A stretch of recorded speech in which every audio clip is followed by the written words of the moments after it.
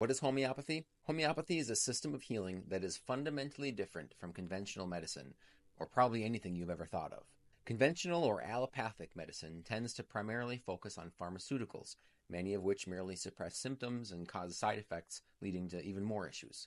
Homeopathy seeks to stimulate the body's own healing mechanisms to correct the underlying imbalance that caused the symptoms in the first place. The word homeopathy comes from the Greek word homeo, meaning like or similar, and pathos, meaning pathology or illness. So the literal meaning of homeopathy is similar illness. This means that a homeopathic medicine, what we call a remedy, is given based on its ability to mimic the disease state, which stimulates the body to heal itself. Homeopathy had its beginning in the 18th century with German physician and scholar Samuel Hahnemann, whose medical practice included aristocracy and royalty. Disappointed in the results of the medicine that he and his colleagues were using, Hahnemann left his successful practice. He went on to discover a profound natural law, the law of similars, which became the foundation for homeopathy.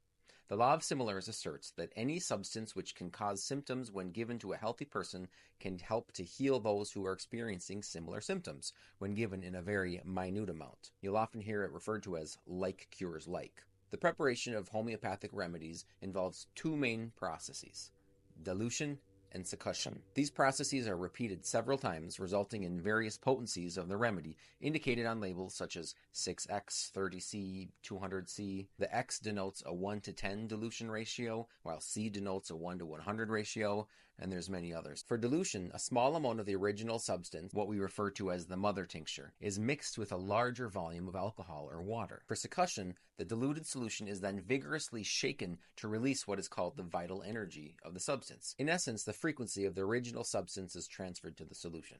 In quantum physics, we know that all things vibrate at a certain frequency, even down to the smallest particle, so this isn't woo-woo or anything too out there. It's just basic science. This process of succussion is repeated many times, often until no molecules of the original substance are likely even to remain. Homeopaths believe that the energy or essence or frequency of the substance is imprinted on the water or alcohol, and that's what helps provide the therapeutic effect. Homeopathic remedies can be derived from a wide range of natural substances such as plants, minerals, animals. Some of the most common remedies include Arnica montana, used for pain, bruising, trauma; belladonna, which is used for conditions with sudden onset such as fever or inflammation; chamomilla, used for teething pain and irritability in kids; and nux vomica, used for digestive issues, particularly those related to overeating and overindulgence of food or alcohol. But what's most unique about homeopathy is the remedies vary significantly for very similar symptoms. For example, in the original video that I'm replying to, I mentioned numerous remedies for pink eye, all varying based on little differences like pain intensity, itching, other blemishes and skin irritations showing up, or even what relieves the irritation feeling. Lastly, there are two primary types of homeopathy practitioners, or philosophical mindsets: classical and practical. Classical homeopathy follows the traditional principles established by Samuel Hahnemann.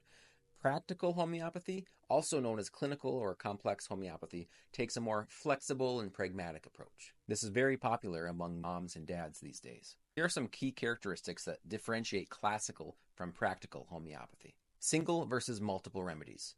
While classical homeopaths prescribe only one remedy at a time, chosen based on the totality of a patient's physical, emotional, mental symptoms, practical homeopaths may prescribe multiple remedies simultaneously or in combination, targeting specific symptoms or conditions rather than the individual's overall constitution. Focus of treatment. Classical treatment is highly individualized, considering the patient's overall constitution, even personality and life circumstances.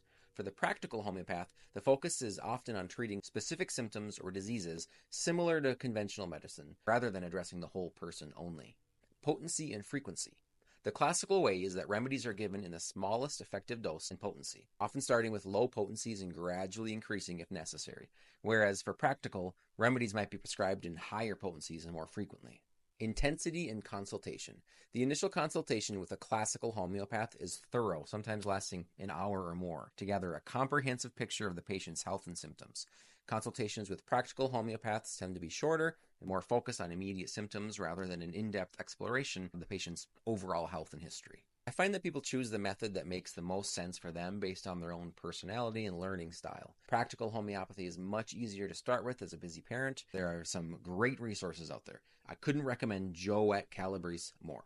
She's got a website full of information and recommended protocols, and her podcast is fantastic. I really hope to get her on our podcast, Connors Clinic Live, so Dr. Connors can discuss homeopathy for parents in depth with her. Like I said, she's got a wealth of information on her website for recommended protocols, and what our family often does is just go to Google and search whatever we're dealing with at the time and Joette to find what she recommends. Her web pages will show up, or blog posts.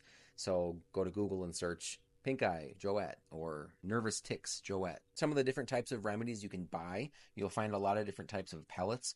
Boron is a really popular one. These guys used to be in pretty much all Whole Foods, but I'm pretty sure they took them all out now.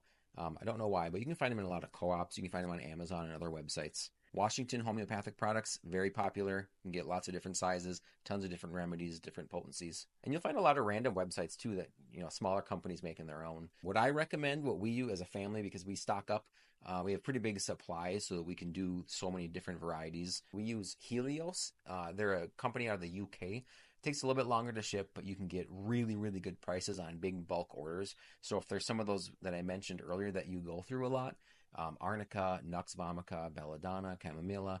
Those are ones that you're going to probably find yourself using a lot. Aconite. There's a saying, when you have a fright, take aconite. So if it's like an immediate thing, like a kid falls and hurts themselves, a thunderstorm, and it scares the kids, you can take aconite. That's something we go through a lot. You'll also find a lot of supplement companies that make their own tinctures. Professional Formulas is one that we sell a lot in our store. And then you'll find a lot of companies too that just make their own. You can buy machines online that you can create your own remedies. We make them for our members often. I hope that helps you understand homeopathy. If you have any other questions, put in the comments and we can follow up with some more.